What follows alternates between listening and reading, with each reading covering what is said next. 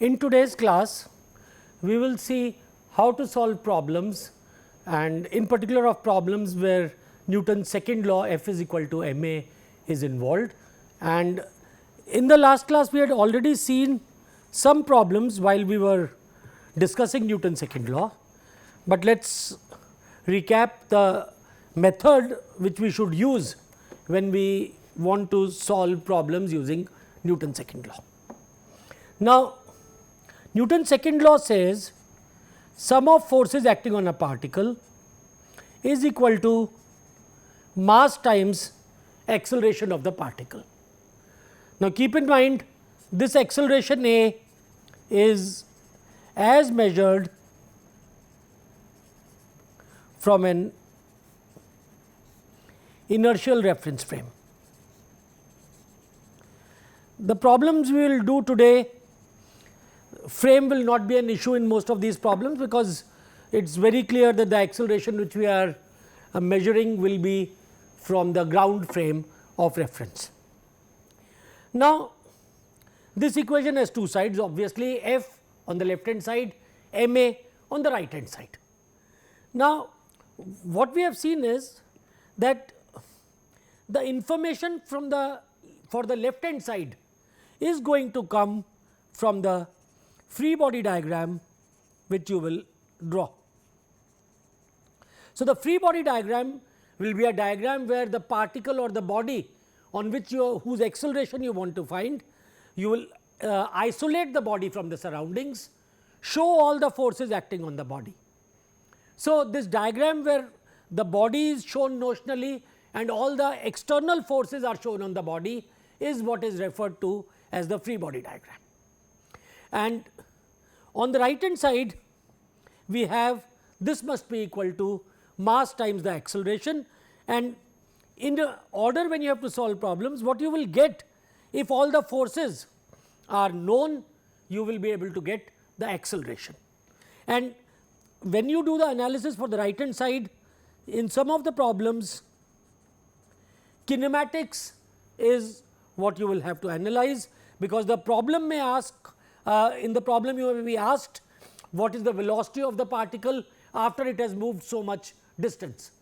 So, once you find the acceleration, then you will have to use the relations for kinematics. If the acceleration is constant, then you will have relations like v f square is equal to v I square plus 2 a s, where if everything is along the same direction, or you take the acceleration along one component, use this relation, s will be the distance along that direction. Now, if we have only one body in question, that means there is a single particle, then all this becomes relatively easy, because you have forces acting on one body, you have mass times acceleration, the acceleration is of that same body. Where actually a lot of complexity comes when we have in the problem multiple bodies, which means, for example, you could have a block 1 which is on a second block, or you could have a case like this, there is a pulley, a string, a mass 1, a mass 2, and this pulley itself, there may be a mass 3 here, and this top pulley may be fixed, the bottom pulley, this one may be moving. So, you could have complex cases like this, and in these type of problems, you have more than one bodies. There is body 1, body 2, in this one body 1, body 2 and body 3. So, now what happens is, when you have more than one bodies, then in general, let us write this, in general the accelerations of bodies 1, 2 and 3 may not be equal, they may be different, and you may have to find a relation between A1, A2 and A3. In some cases they may be equal, their directions may be different, their magnitudes may be same and so on. So, this is one of the things which you will have to do. You may have to find a relation between A1, A2 and A3.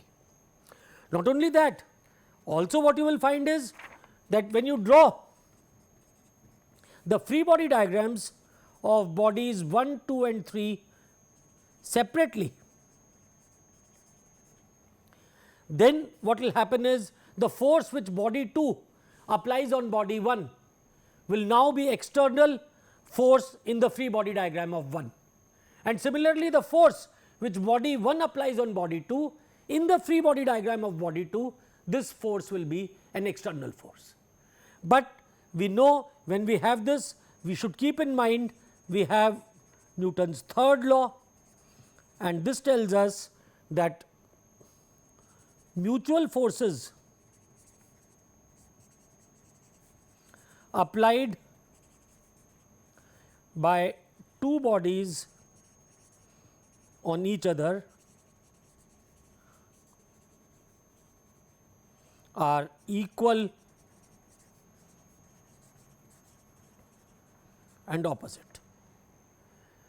So, this way when we draw the free body diagram of body 1 and body 2, the two forces which will come as a mutual pair of forces, there could be for example, a normal reaction between 1 and 2, a friction force between 1 and 2. Then in the free body diagram of 1 and in the free body diagram of 2, these forces will be equal and opposite, but their magnitudes will be related. Another case which comes into mind is when you have suppose bodies 1 and 2 and they are connected by a light rod, and this case is slightly different than when they are connected by a string, and we will see that also.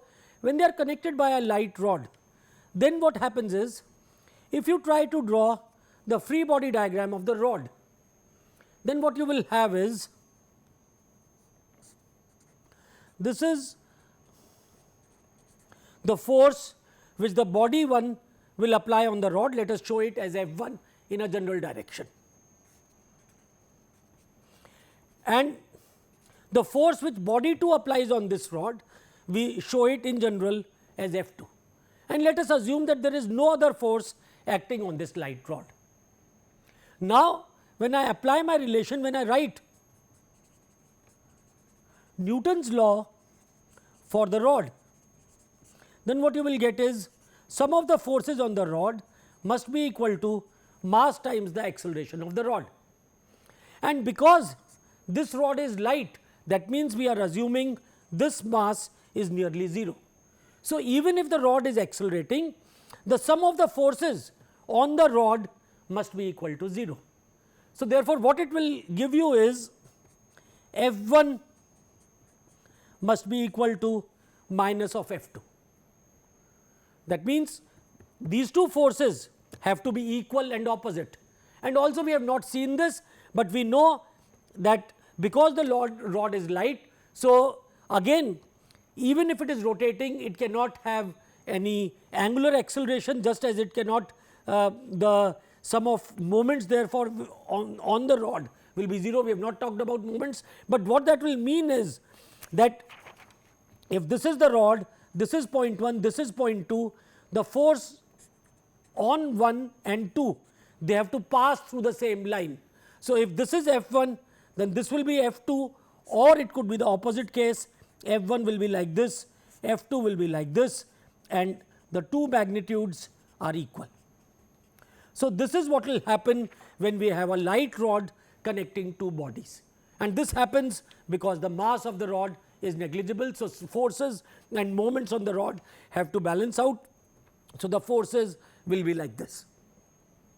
A case like this, we say the rod is in compression. When we have a case like this, we say the rod is in tension. Now, the significance of this in the problem comes is that in the problem which we are solving, when we draw the free body diagram of M1, let us say it is a situation like this. So, now on the rod, the force, the rod is being pulled by body 1. So, when I draw the free body diagram of M1, I will get a force F1 acting like this on body 1, because the rod is here. And similarly, when I draw the free body diagram of body 2, I will get a force F2 which is now equal to F1, these two magnitudes are equal, they act in opposite directions on body 2. So, this is the significance which I will get on the two bodies, that the forces which will be acting will be equal and opposite in case if they are connected by a single light body. So, these sort of things we have to keep in mind. Another thing which we have to keep in mind when we have these problems are, if there is a force of friction, and this we have seen. For example, we have seen this in detail in the lecture. If I have a body like this, an external force F is being applied on this body, then the force F tends to pull the body in the plus x direction or plus I direction. So, therefore, on this body, when I draw the free body diagram of this body, keep in mind, when I draw the free body diagram, I do not show the ground, I only show the body. I will have a force F acting like this, and there will be a friction force which will tend to oppose this force F. There will be a normal reaction from the ground, and there will be the weight of the body. If no other forces are acting, this is the free body diagram of this block A, which I have shown. Now, in friction, what we have to be careful about is, if there is no slip,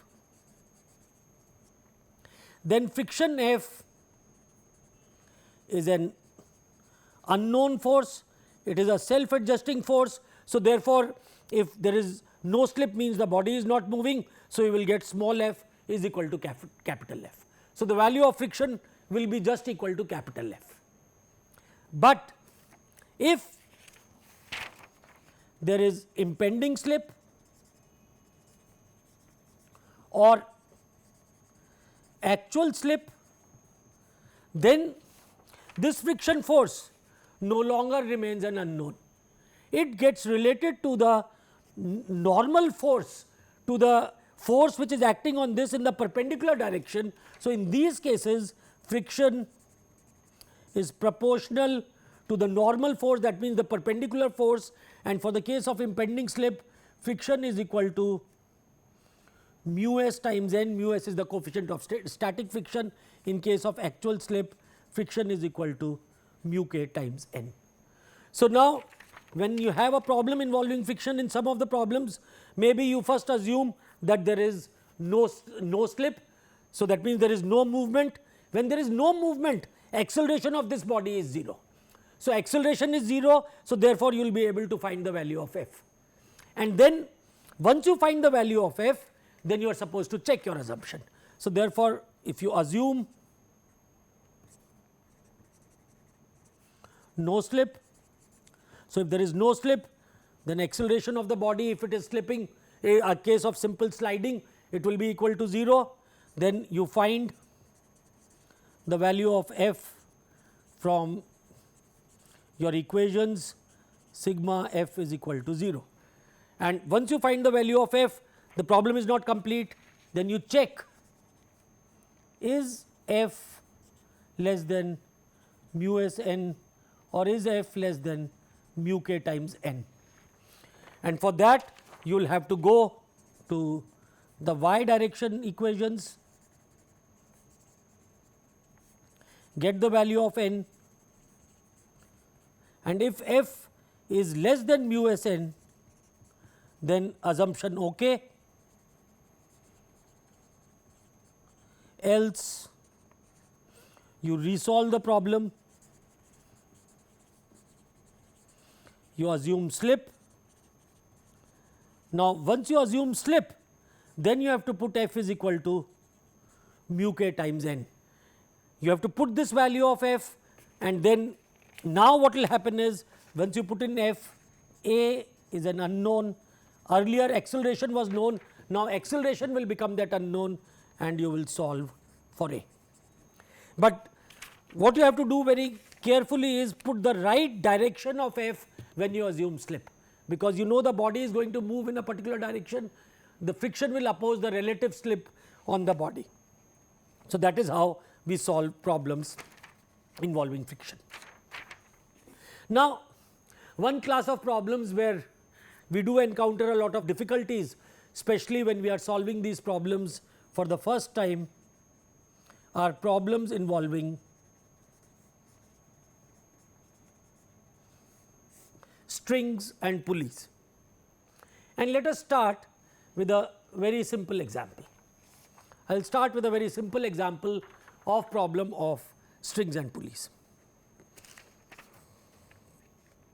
What we have here is that there is a pulley P1 which is fixed, and there is a string, the string which passes on the top of pulley and comes down. One end of the string is tied to mass m1, the other end to mass m2. Mass m2 is free except by the string, it is not touching the surface. Mass m1 is touching the surface, and here we will assume for the simplest problem first that this surface here is frictionless. There is no force of friction on the surface. Also in the problems of pulleys and strings, we will, in most problems it is assumed that the pulleys are frictionless and light. That means the acceleration of the pulleys when they are moving, or the angular acceleration when it could be rotating, is negligible. So, we do not have to account for that. Even they may rotate, but because it is light, it will not be needed to be accounted for. So, we have pulleys are frictionless and light, and we assume that the string is inextensible, which means the length of the string is constant.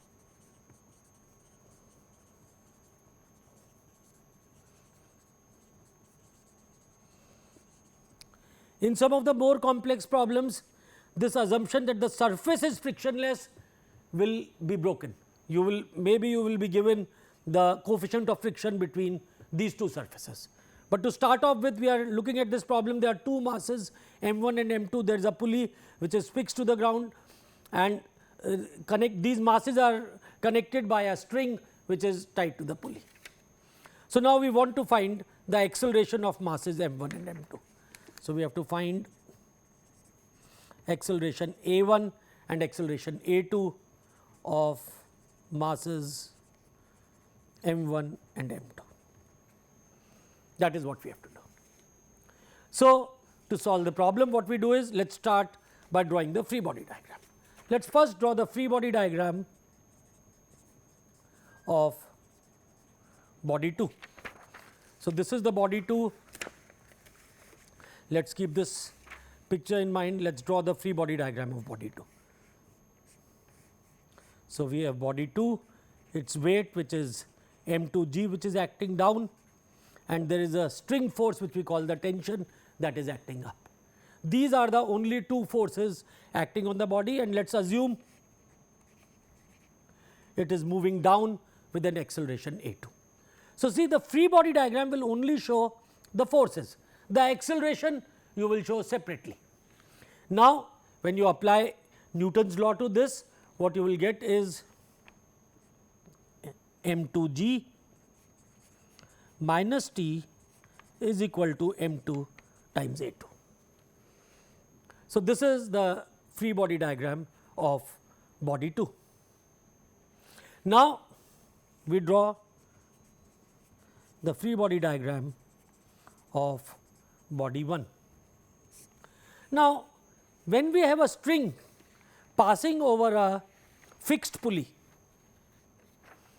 look at this, we have the pulley here and we have a string which is passing over a fixed pulley. In this case, what is going to happen is, because this pulley, the two ends are connected, this length of the string is the same. So, the magnitude of acceleration of these two bodies will be the same, because if this goes down by a distance x, this body here is going to travel right by distance x because the length of the string is constant. So, therefore, the magnitude of the distances moved by bodies 1 and 2 will be the same. If we differentiate that, we will get the velocities are the same. We differentiate again, we will get the accelerations are the same. So, therefore, the accelerations of bodies 1 and 2 in this case will be equal. So, that is the first conclusion which we get is if when a string passes over a fixed pulley, then the accelerations, and this let me say the magnitude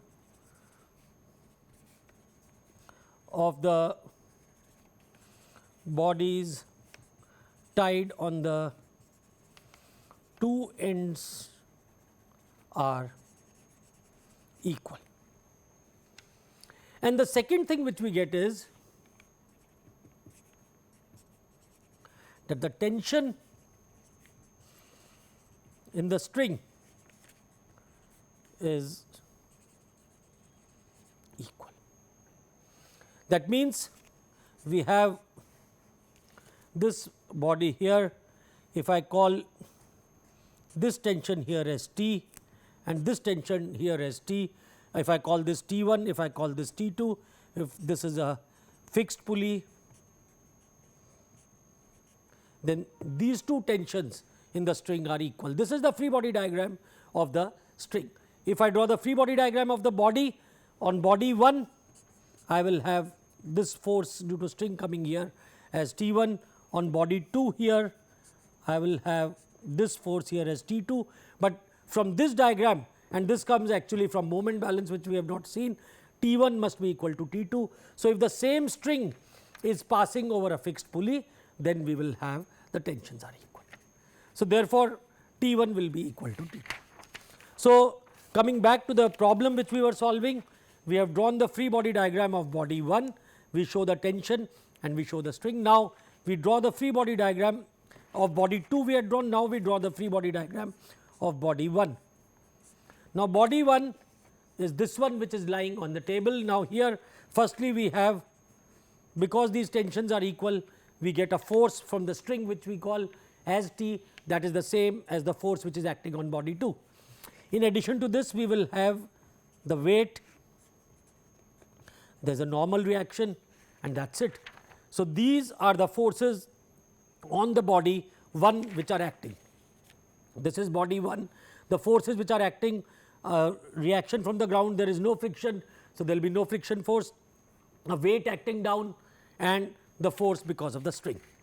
And here now, if we call this as the x direction, this as the y direction, so when we apply sum of forces in the y direction, the body is constrained to move on the horizontal surface, there is no acceleration in the y direction. So, that will give us N1 is equal to mg. For this particular problem, we do not need the value of N1, but if friction between the ground was not 0, then we would have needed N1 to find the friction force. And when we apply the Newton's second law in the x direction, we will get T is equal to m1 times a1, but we also know this is a string passing on a fixed pulley. So, a1 is equal to a2.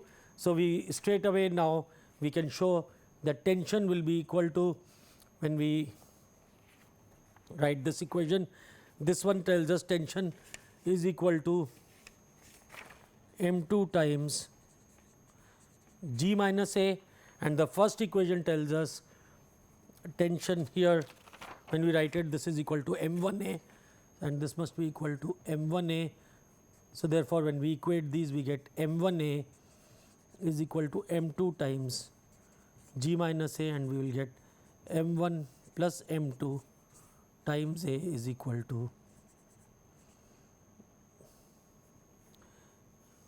m2 times g, and acceleration will be equal to m2 g over m1 plus m2.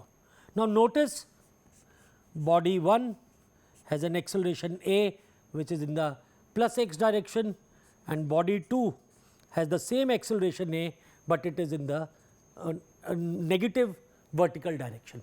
You can, if you call y as pointing up, then this is in the minus I direction, but the magnitudes are the same. Now, to make this problem slightly more complicated, if we add friction on the table for mass 1, then how will this become different? Again, for mass 2 we will still have tension which is acting, we have M2G and we will have M2G minus T is equal to M2A, assuming that body is moving down. So, we have this acceleration A down, and if I draw the free body diagram of this body, what I will get is there is a normal reaction N1, there is M1G, there is T, but now there is this force of friction.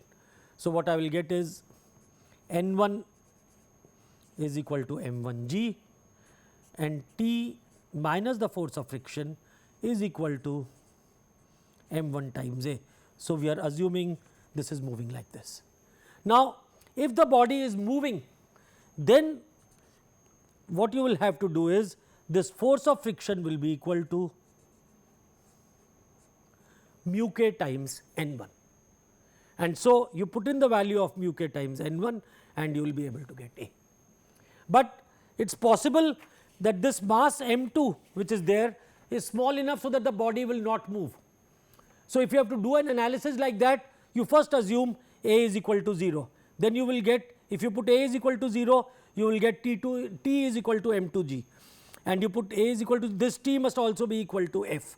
So, you will calculate the value of F assuming there is no slip, and this value of F will come out to be equal to M2G, and then you check if this force of friction is less than mu k times N1, if, or actually it should be mu s if it is static. So, you check if this is less than, friction is less than mu s times N1, and if this is less, then assumption is okay, there is no acceleration, but if you get friction has exceeded mu s times N1, then you have to come back to the problem and do it like this.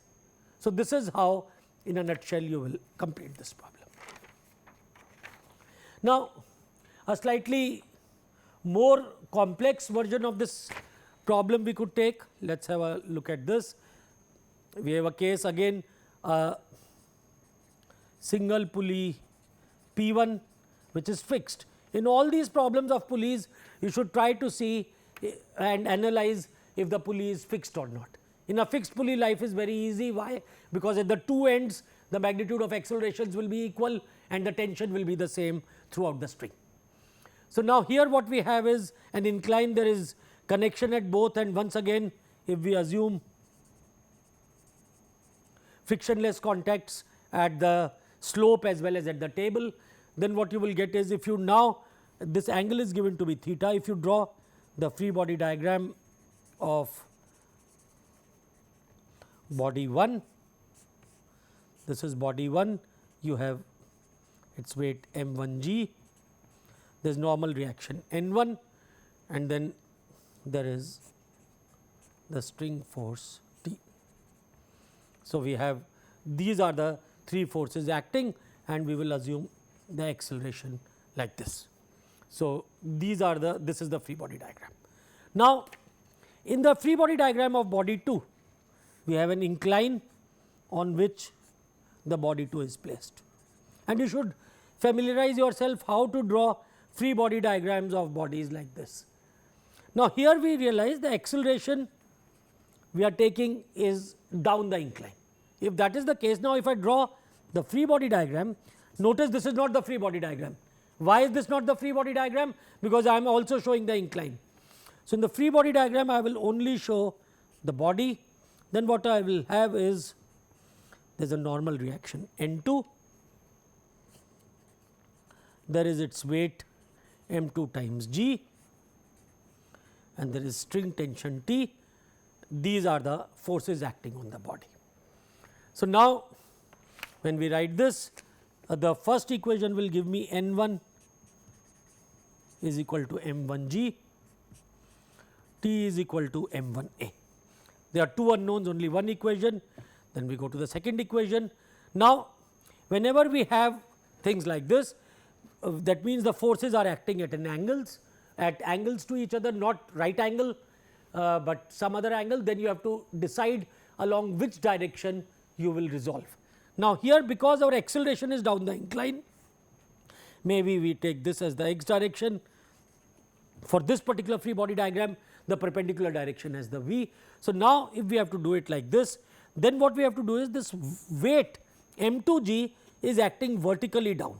So, now what we will have to do is, if we choose our directions like this, we have to resolve m2g along x and y.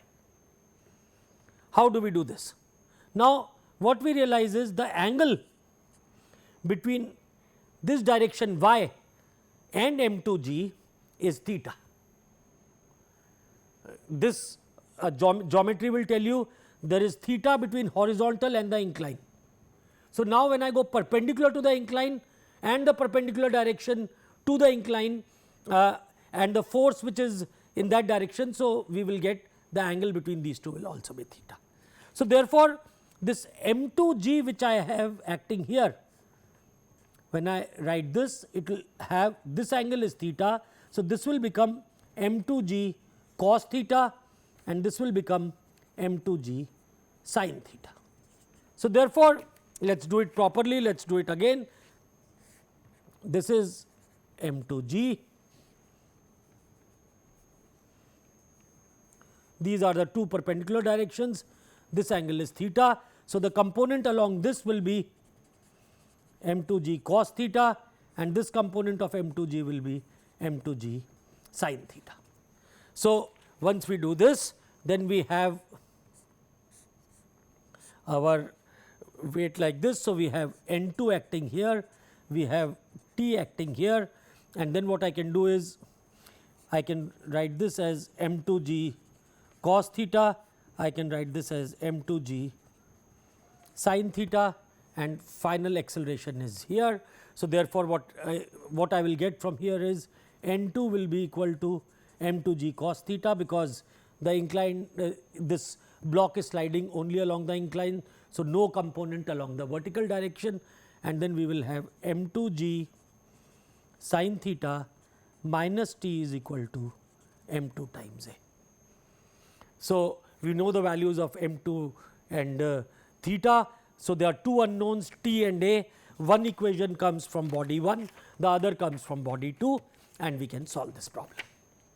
Now, you see here that when we have solving these problems, we had multiple bodies, we had two bodies in these problems, but what we did was the forces which were acting on these two bodies, which was there was a common force, the tension. So, that we related was equal on both the bodies and we worked out their direction, and also we realized there is a relation between the acceleration of these two bodies which were equal. So, therefore, that is how we were able to solve these equations. Now, one thing we have seen is that one take home we can say, which can be taken from this, is that accelerations of blocks connected to the ends of the same string, I have written this, but let us write this in a more crisp form. Accelerations of blocks connected to the ends of same string passing over a fixed pulley have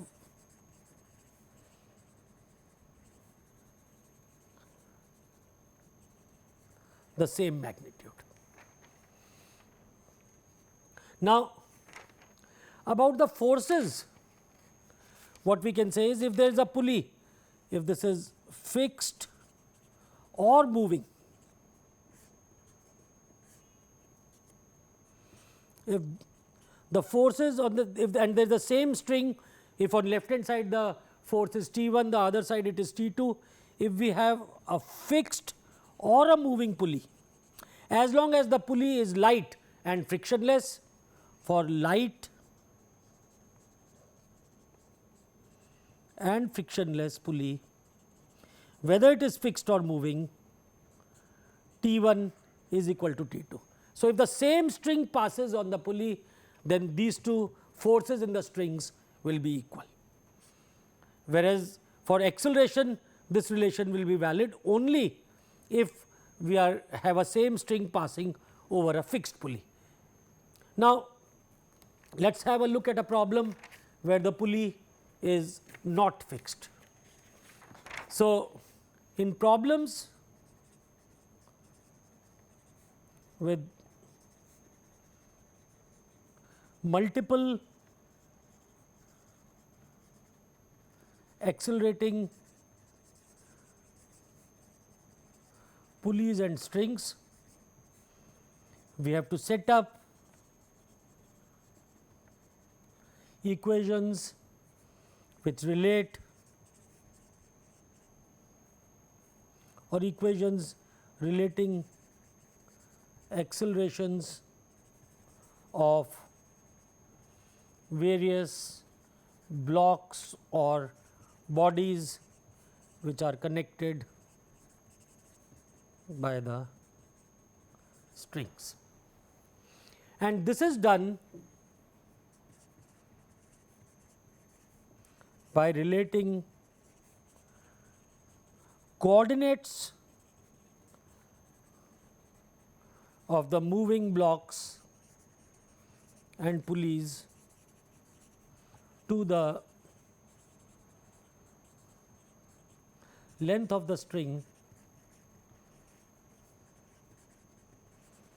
which is fixed.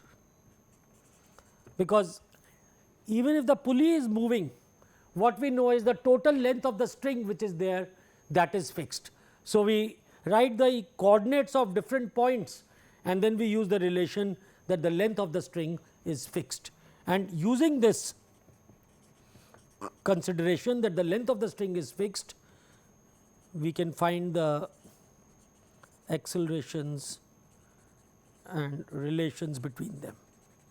So, we will be able to find a relation between various accelerations by using the fact that length is fixed.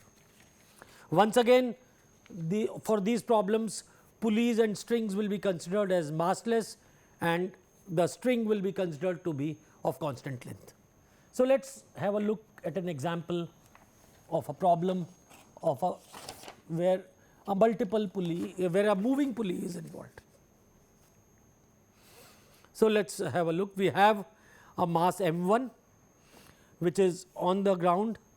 It passes over there is a thread which passes over a pulley.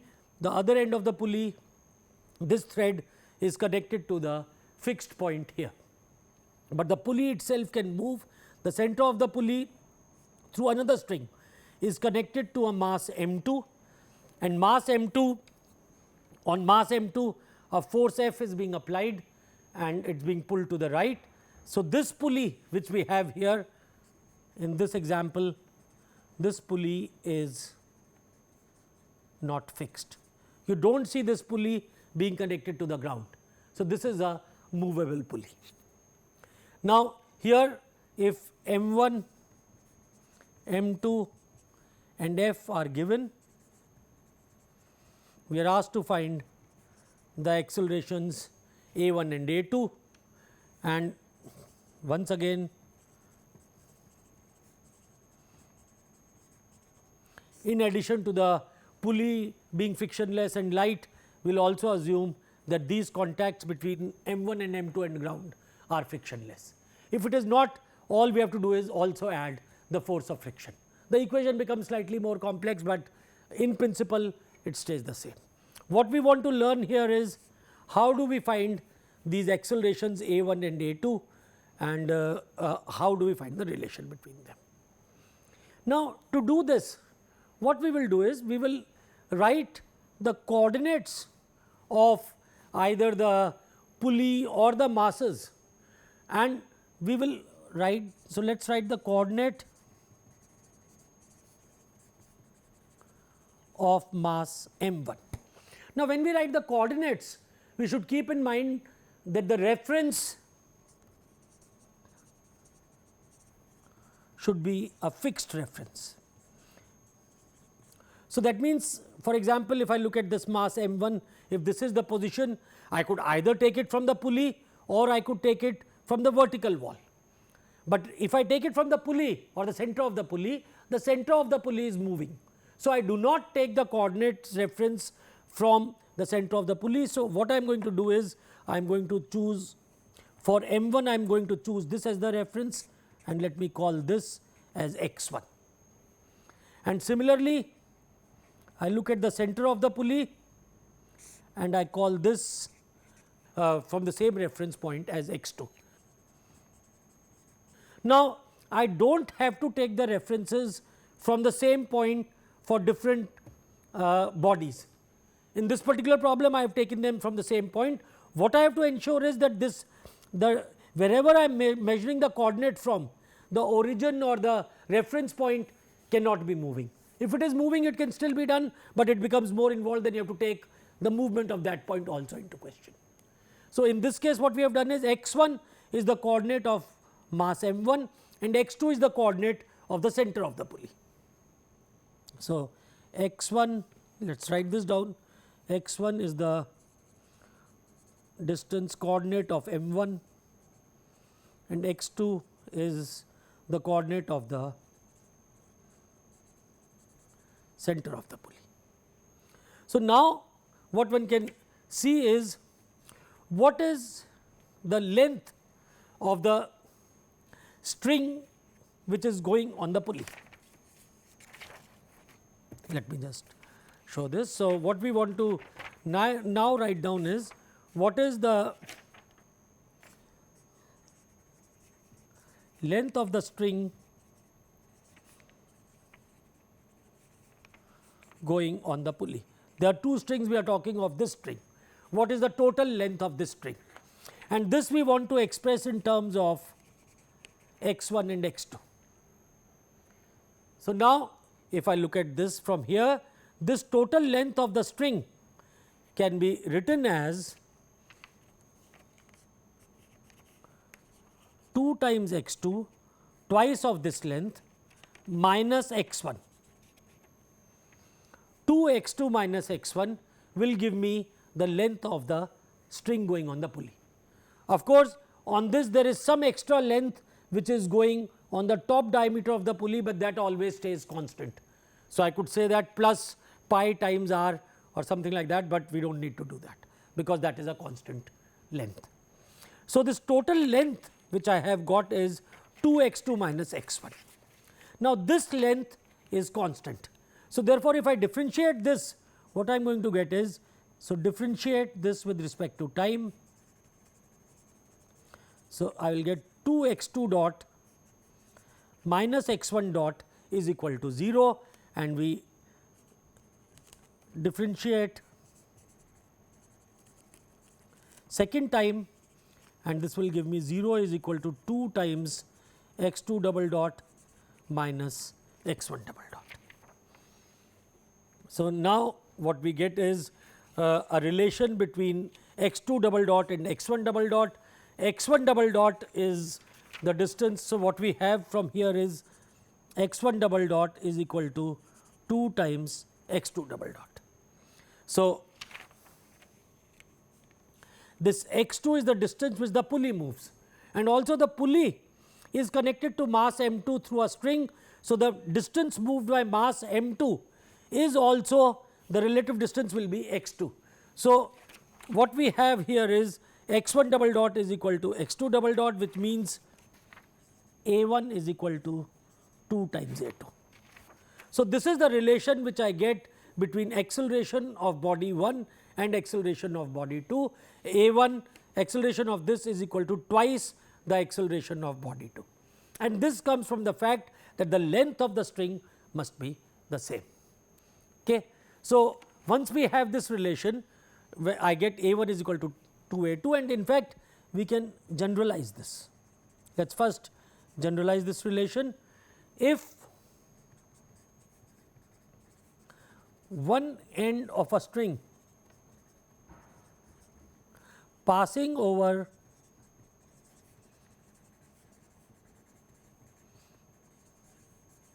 a moving pulley is fixed.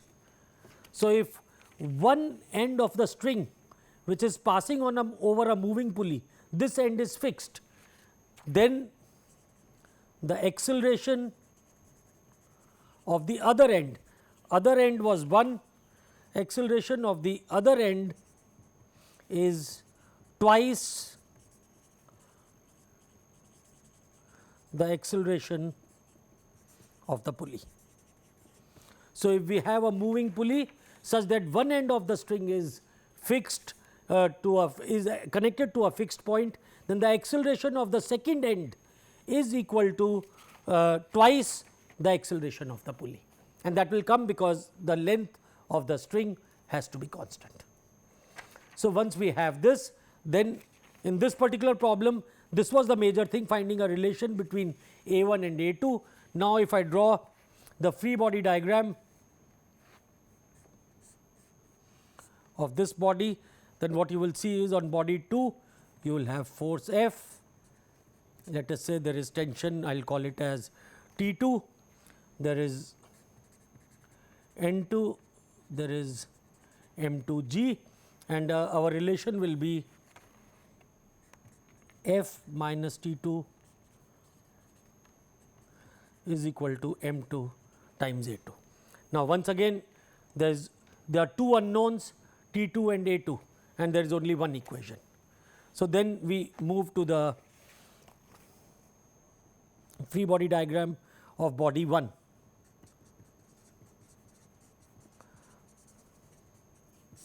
When I draw the free body diagram of body 1, I show the body 1, I have N1, I have M1G, and I have T1. And here what this one will tell me is T1 is equal to M1 times A1. I have a relation between A1 and A2, but what do I do between T1 and T2? And to find the relation between T1 and T2, what I will have to do is I have to draw the free body diagram of the pulley.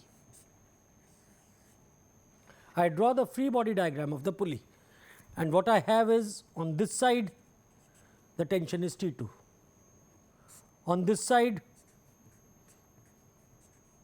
the tension is T1. Notice these are in opposite direction because of action and reaction. We are drawing here the free body diagram of body 1. Here we are drawing the free body diagram of the string of the pulley. I have somewhere cut this string, and I have the pulley and the string is shown. I have cut the string. So, I am showing the forces on the string which will be opposite to the forces acting on the block. So, now because this pulley is light, once again we will have sum of forces must be equal to 0. So, this gives me twice of T1 is equal to T2. So, now I have enough equations. F minus T2 is equal to M2 A2, T1 is equal to M1 A1, 2 T1 is equal to T2, and I had already got the equation A1 is equal to 2 A2.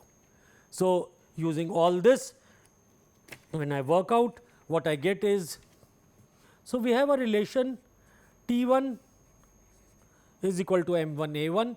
This comes from free body diagram of 1. Free body diagram of 2 gives us F minus T2 is equal to M2 A2, but now we know A1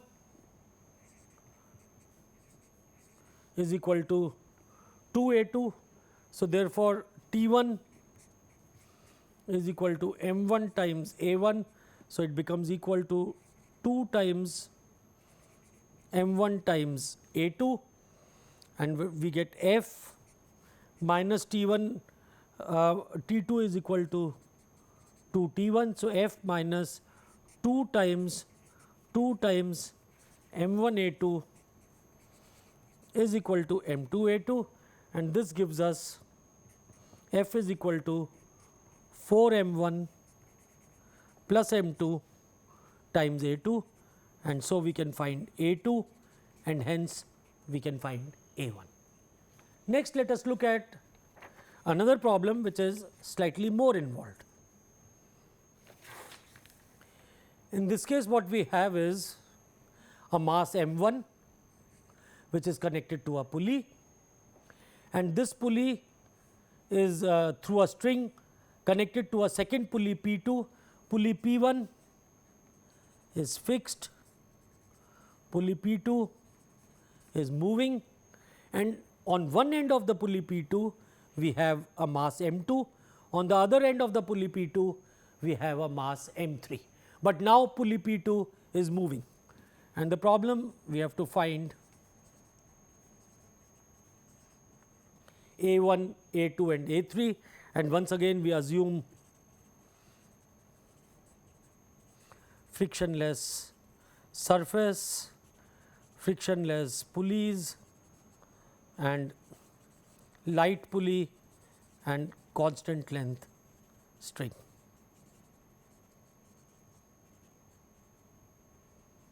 All this is assumed. So, now given this we have to find the acceleration A1, assume A1 is like this, assume A2 is like this, A2 and A3 are assumed to be downwards, A1 is on the right. Well, if there is anything other than this, we will get a minus sign. So, we have to find these accelerations. So, now if we have to solve this problem, first we draw free body diagram of bodies 2 and 3.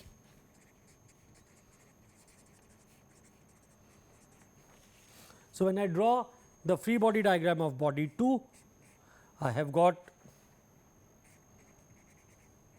M2G tension T2. I draw free body diagram of body 3, we have M3G, and now once again this tension is equal to T2, and we have this acceleration is A3, this acceleration is A2. A2 is not equal to A3 because the pulley P2 is moving. So, we have these two relations, and from here we can directly get M2G minus T2 is equal to M2A2, M3G minus T2 is equal to M3A3. So, these are two relations, but then we have another unknown T2. So, next what we do is, so we have started from the bottom of the problem. Now, we draw the free body diagram of the pulley 2. So, if I draw the free body diagram, I have T2, T2, and let this force here be termed as T1. So, clearly from here we get T1 is equal to 2 times T2. Next, we will draw the free body diagram. So, we have drawn this. So, we have found a relation between T1 and T2. Then we draw the free body diagram of M1. When I draw the free body diagram of this, what I get is N1, M1G and T1, and this free body diagram and this T1 I can write it as 2 T2.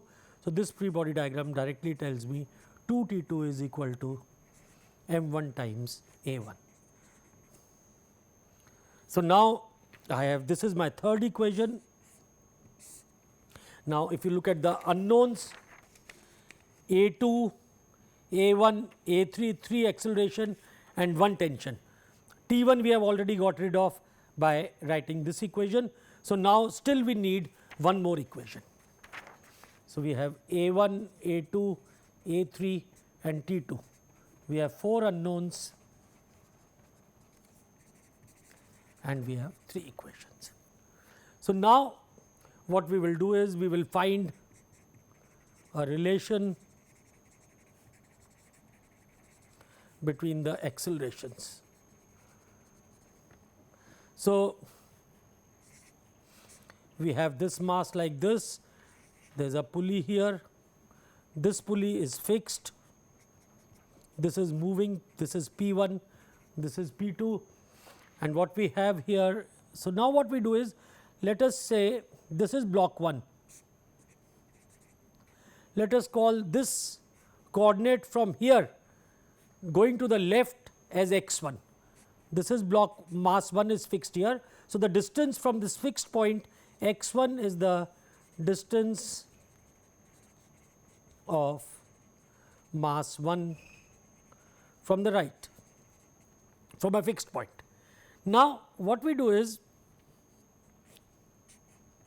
this is block 2, this is block 3. So, we choose the center of this pulley. This pulley is fixed, this is a central point. I choose this distance from here to block 2 as x 2 and here to 3 as x 3, and let me call this as x p. The distance of the center of the pulley from this point, I call it as x p. So, x 2 is the distance of block 2, but notice this has to be taken from a fixed reference point, not with respect to pulley 2's center, because that itself is moving. So, I choose x 2 and x 3 from a fixed reference point. Now, from this figure, if I look at it, let us see, first thing what we know is x 1 plus x p. This is equal to L 1. X 1 plus x p is equal to the length of the first string. Now, the length of the second string is also constant. So, now let us see what is the length of this string. This distance is x 2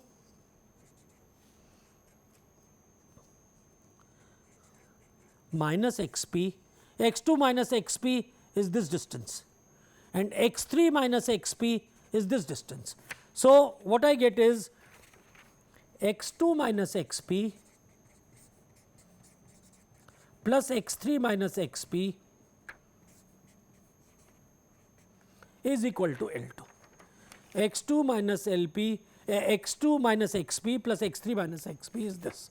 So, therefore, from here what I get is x 2 plus x 3 minus 2 x p is equal to L 2, and for x p I can put as L 1 minus x 1.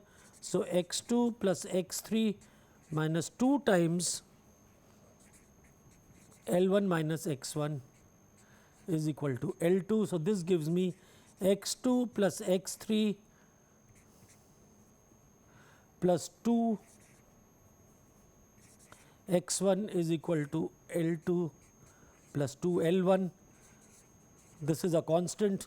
Now, when I differentiate this, I will get my answers. Now, one thing we have to note here, the way we have defined this, x 1 is in the left, whereas a 1 is defined like this. So, therefore, x 1 double dot will be equal to minus of a 1. So, what we do is we differentiate this 2 times, and this is going to give us a 2 plus a 3 minus 2 times a 1 is equal to 0. So, this is the fourth relation which we are going to get, and using this we can solve our problem. We have 4 equations and 4 unknowns. The tension can then be eliminated and we can get the values of a 1, a 2 and a 3. So, this is the way in which we solve problems. When we have multiple bodies, we try to relate the forces on the bodies and we try to relate the accelerations of these bodies, write equations for them, and then we solve these problems. Thank you.